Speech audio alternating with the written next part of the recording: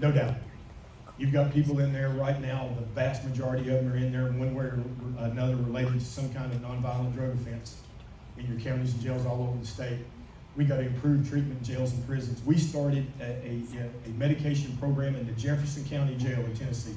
That's about as rural as you can get.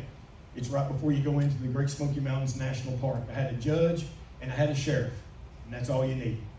And so now when you come into the Jefferson County Jail, we screen you. If you screen positive for SUD secondary to opioids, then we evaluate you. I do the evaluation via Zoom. If you qualify for medication, or we think medication will help you, we start you on it, and then you have a hot handoff when you leave that jail into the community, and not with some place that's going to make you pay cash and treat you poorly. Somebody that takes your insurance, or if you don't have money, we have state opioid response dollars. We've been doing it 2 years now. In those 2 years, we've had about 150 patients come through. We've had 6 rearrests. 6. Recidivism rate in Tennessee, 75%. We've had 6 rearrests, and 5 of those were old charges. Only 1 new charge. We've had no overdose deaths. That's scalable, and you can do it.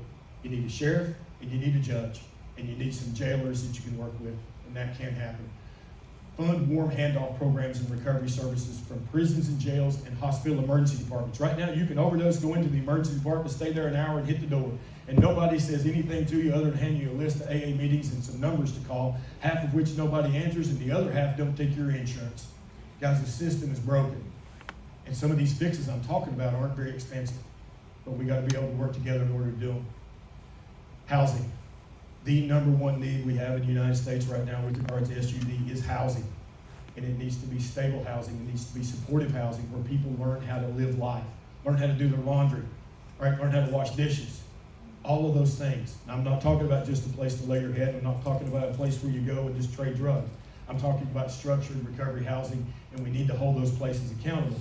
And I shouldn't have to tell anybody in the state of Florida why that's important. Because actually, most things bad that get started in the United States, seems like they get started here now. I'm not sure why. But this was one of them. You had a housing mess here in recovery housing in Florida. You had multiple articles written about it. Then you got a guy down in Broward County, Al.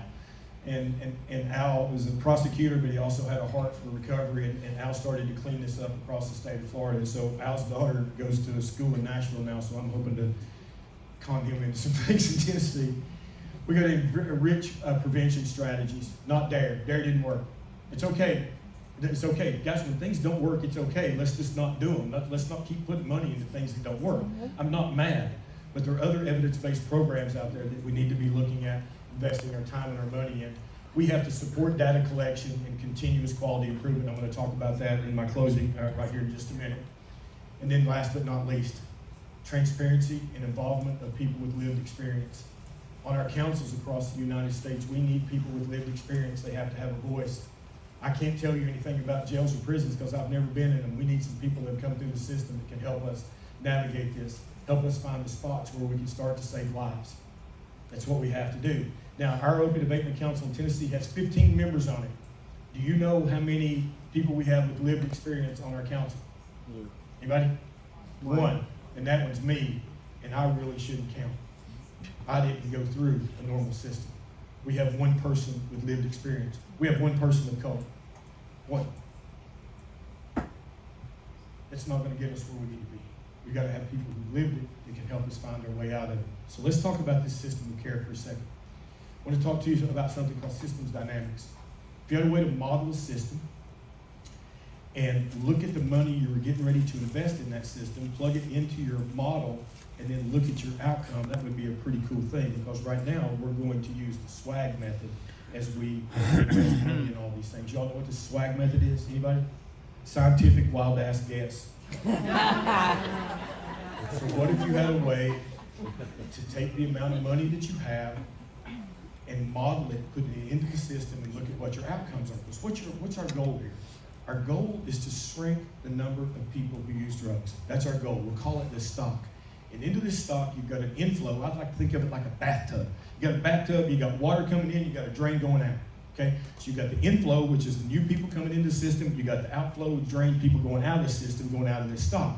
So when you go out of the system, you got 3 possibilities. Number 1, you're in recovery. Number 2, you're bouncing back and forth. Number 3, you die.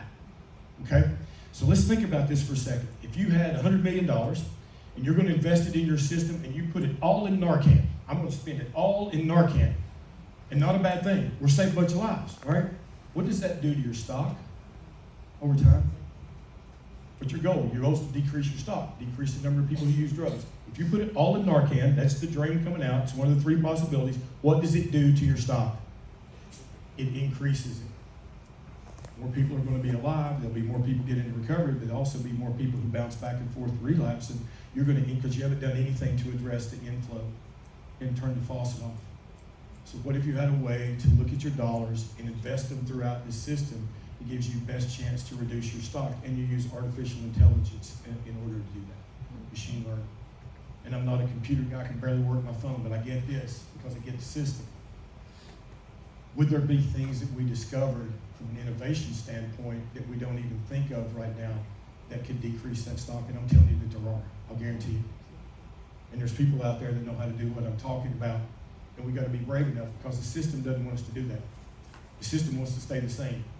The system wants you to keep investing your dollars in the same programs right now that you have been for years. And there's a great Einstein quote, right? You can't use the same thing. Well, you can't solve a problem by using the same things that got you into the problem in the first place. And we have to be looking at this. We have to be brave and bold in doing it. And I'm trying my best to do it in Tennessee, and I'm going to make the argument anywhere I go. Because if we can use these tools that we have at our disposal, we can create a system of care that no matter where you touch it, you get the treatment that's right for you, not what's right for the person, not what's right for the center that you're going to. And the other thing is this: if you have a predictive model and you invest your dollars and you're not getting the outcomes that you projected, really only two reasons for that. One is you guessed wrong, right? And two is you've got some kind of barrier that's preventing that from happening. And guys, we're never going to know that if we do what we do right now. And what I see right now all across the United States is people just investing in the same things they've done over and over and not looking at these key metric outcomes and being willing to change money from things that aren't working to things that are. And I'm here to advocate for that because I think we can save a lot of lives, because we're never going to have this kind of money again. It's not going to happen again. And if we're not careful, we're going to waste it. We're going to waste it. There'll be some lives saved, and that's good, all right? But it's not going to be near the impact that we could have otherwise.